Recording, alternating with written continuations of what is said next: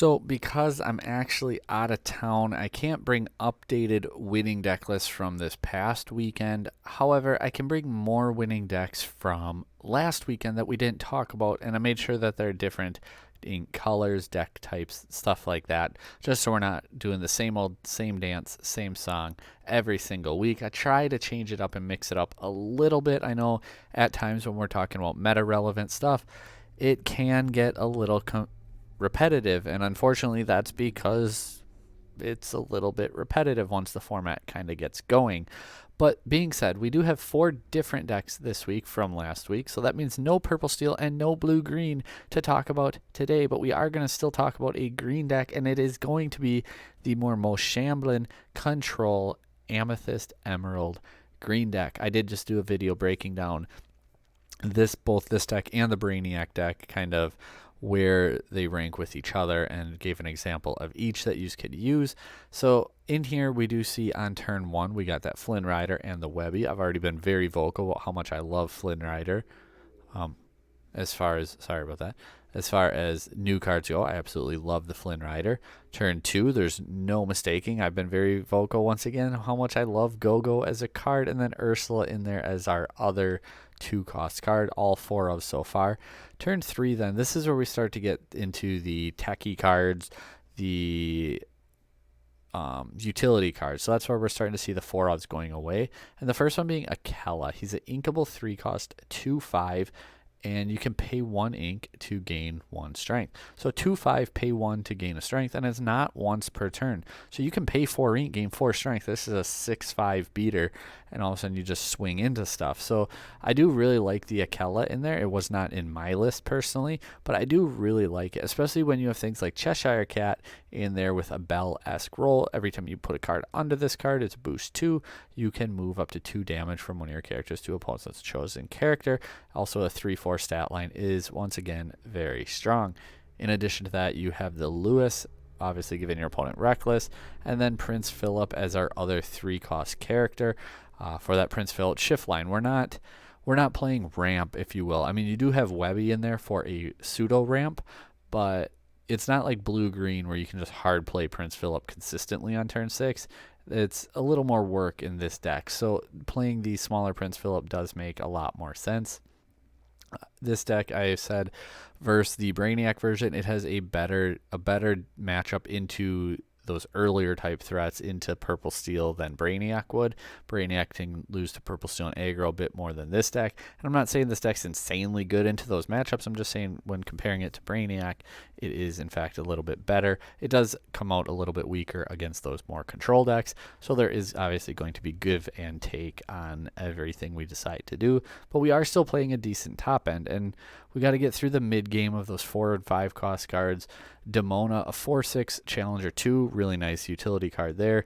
Genie and Elephant. This is one of the biggest differences in this deck versus Brainiac is the 4 cost cards. 3 and 4 cost is the biggest difference of those 2 decks, the mid game of those 2 decks. One is more front loaded, one's more back loaded, but having Genie in there and even the Elephant, real nice utility. Webby, the card's just quacked. We all know that already. 4 Hades, love to see Hades in there. No Demona, which is not uncommon in these lists, but she has been played in some of them.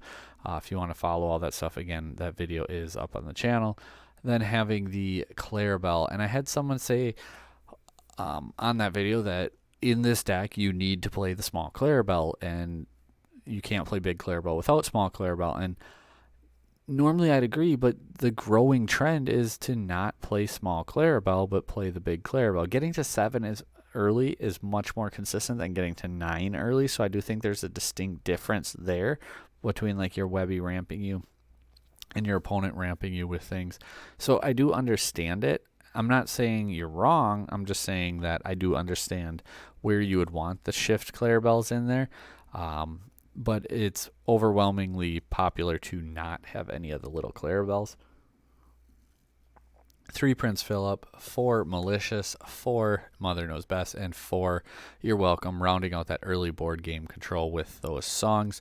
I really like the list. There's not a whole lot that I would really say that I could or want to change. I don't have as much experience as this player with the deck, so I'm not going to harp on them too much. We see it was a 23-player event, first place finish. So congratulations to Zane Gray.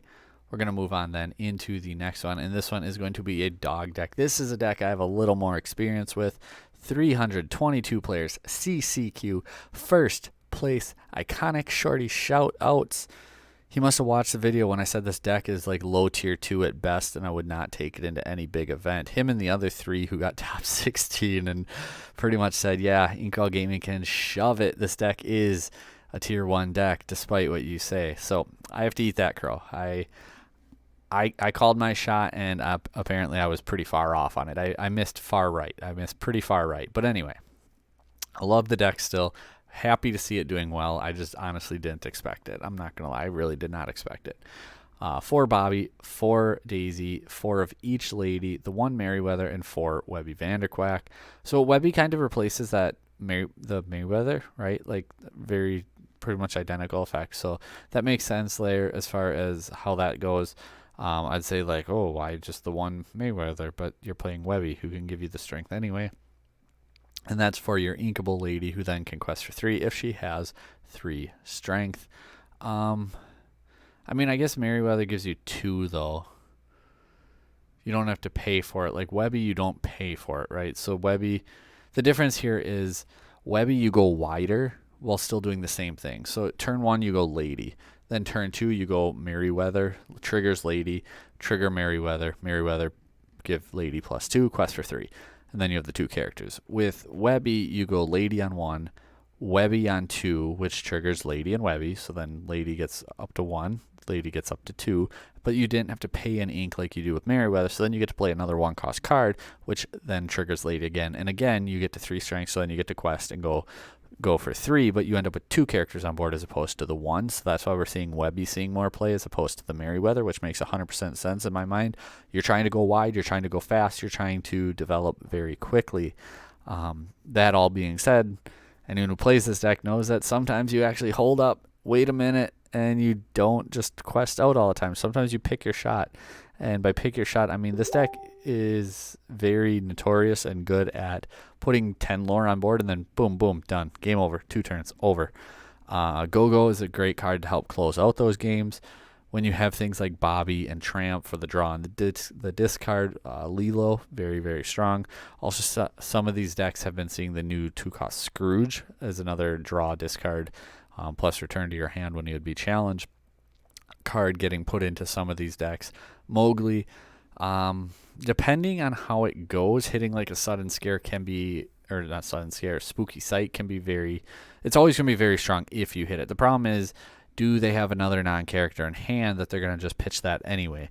But you get Mowgli out, especially if you go like 1 1-drop, 2 1-drops, 3 lady into Mowgli, just something like that as a rough example.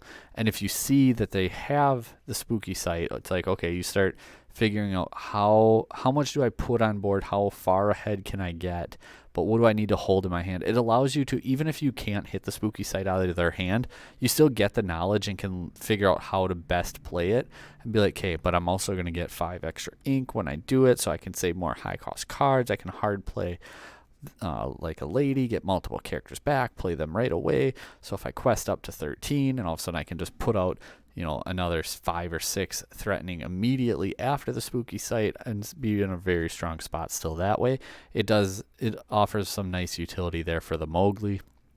Tramp's always going to be a 4 of. 3 Ursula doesn't hit spooky sight, but it does hit the malicious, mean, and scary. Cinderella. Clarabelle. That is one ugly Cinderella. Clarabelle in there just as another little draw card. Lady. It's so weird to think that Lady's not a great card in this deck, but I 100% agree. When playing the deck, the majority of my clogged up hands were seeing too many ladies and not enough low cost cards. And you play so many, you're like, how could that ever happen? I don't know, but it does. And I don't know. Like, it's crazy how often that can happen. Prince Philip, he's a 3 strength, 2 questing character with Ward. That's just a nice stat line. And then the Lady and the Tramp are just the MVPs of the deck. Lady is so good. I tried playing her initially at 2 because I net decked something. I'm like, no, she's too good for that. Went up to 3. I'm like, honestly, I need 4. I went to 4 and never looked back. 4 and 4 right there. 2 Under the Sea and the 3 Chromacons. So nothing super spicy here, just pretty straightforward. The few nice new cards like the Webby, the Mowgli, kind of coming into the deck and shoring up a couple weaknesses that the deck had. Like I said, because Merryweather's cool, but you don't really develop your board out wide, and you put just a one questing threat on board. So Webby allowing you to do the same thing while also playing another character is just really, really strong. Like you can go Lady on one, Daisy plus Webby on two, and that's a very threatening board, right? Especially if you have like Tramp one drop to follow up the next turn, you're going to be so far ahead. And that's one thing I absolutely love about this deck. Moving on, then we have our next deck we're going to talk about, and actually, I only have 3 decks today. Sorry. So I do apologize for that. I think I said 4 earlier. I got 3 different decks today. And it is Blurple. Finally got a win, right? The Czech Open in Prague. 124 players. First place finish. The first thing that jumps out to me as a Blurple player that I see in this list that I honestly absolutely hate is One Jump Ahead. I think every time I see this card, I talk about it. I'm not a fan of this at all. I understand why people play it. It's in there for a reason. It does what it needs to do. But I lost more games drawing into it mid or late game than I did winning because I missed ramp and I had it instead. So for that reason, I am against the card. I like other things in that place instead. One drops, Basil, Rafiki. I don't know how I feel about those cards in this format. Like, versus blue-green, they're not that good. Versus purple-steel, they're both solid. I'll give you that, but so is the whole deck in general. Versus blue-steel, I don't think either one's very good. Versus aggro, Rafiki's really good versus aggro. Basil is pretty mid. I mean, boosting Tipo is okay. So I don't know how I feel about the one-drops in the deck. I don't think there's a lot of crazy good one-drops, period, for Blurple. So, I mean, I guess there's flexibility in what you want to do with it. And Basil does help, like, the evasive battle, like, with your Elsas to take out Genies. Same thing, like, with Dumbos. Genies take out Dumbos. He does help out a lot. So I'm not going to say, like, Basil's incredible in, like, an evasive battle. Absolutely. 4 Tipo, the 4 Sails, and then, like I said, the 1/1 jump. We know my thoughts there. Cheshire Cat is our 4th Bell. I kind of like that. It costs 5 to do the whole bell thing, but it only moves 2, not 3. It's a 3/4, not a 4/4. Quest for 1, not 2. Gets hit by Spooky Sight. I don't know. I probably won't be playing Cheshire Cat at all in Blurple, but I don't think it's a bad card by any means. And then we got Dumbo and the Iago, the evasive package in there. Toned it back a little bit. We don't see any like TikTok or any of the higher end evasive, but keeping in the Dumbo and Iago. I don't know. Like, at times, I'm not going to lie. At times, I want to put Dumbo back in because, like, between, like, Goliath, between other cards, like, checking down your hand size, right? Like, bend to my will. Having a card like Dumbo where you can all of a sudden start building your hand up to have more playable cards is going to be really, really strong and very useful. I don't know. I'm not personally on Dumbo, but I 100% understand why you would want to be, and it is an incredible card. I'm not going to even try to say that Dumbo's not a good card because I'd be lying to you guys. If I told you Dumbo's a bad card, you should unsubscribe and stop watching the channel personally. We got the 2 elephants. I really like elephant, but my deck's a little bit different. So I am on the 3. 2 makes a lot of sense. I played 2 at DLC Milwaukee, and that's what I stood by at the time there too. 3 Bell, 4 Elsa, 4 Hades, 2 Demona, 4 Hades. Honestly, that's all the exact same ratios I'm on. Like, I love to see it. Great ratios. Great job. 3 Monstro. I agree with multiple Monstro. 2 to 3 Monstro you have to play right now. 100%. Absolutely. Love the 3 in there. I do like Big Elsa too. But having the 3 Monstro, I get why Big Elsa's not in there. So absolutely love the 3 Monstro. Magical maneuvers, bouncing one of your cards, exerting one of theirs. Pretty good. You know, it's good utility on both ends of that card. Sudden Scare. I like this card a lot. One of the most annoying cards I've had to deal with has been Goliath, and this is a card that just outs a Goliath right away. Sudden Scare has put in so much work, though. I like this card a lot. 4 Into the Unknown and the 3 Guidebook. What my only thing is, like, versus the aggressive decks, I don't know that like the Cat Dumbo Iago really helps you into many matchups right now in the current format, whereas like more top end and spooky sight I felt like do. Um, at the same time, it's a first place in 124 players, so definitely there's that, and there's a lot of merit, and there's the result to back it up. But if I had to say, that's just one thing that personally I guess I'm not a huge fan of with the deck. But overall, I really like the deck. If you're going to play Blurple and you want a starting point, this deck is a fantastic starting point. It's something that you should take, go on Lorcanito, copy this deck right over to it, and give it some test runs. See how it works for you, change maybe a couple things, or keep it the way it is, and it'll just work for you like it did for them. But yeah, overall, I'm happy to see Blurple doing something once again. Like I said, it's number 5 right now in the format, and hopefully we move back up into that tier 1 status, but not quite with that target at our back. Thank you guys for watching. As always, like, share, subscribe, comment down below. We have our deck breakdown, deck spotlight series coming back tomorrow with blue-green, and then my in-depth Blurple updated list video coming on Wednesday. Thursday there will not be anything, so happy Thanksgiving to everybody, and then we'll see what comes later in the week. Thank you guys for watching. Take care.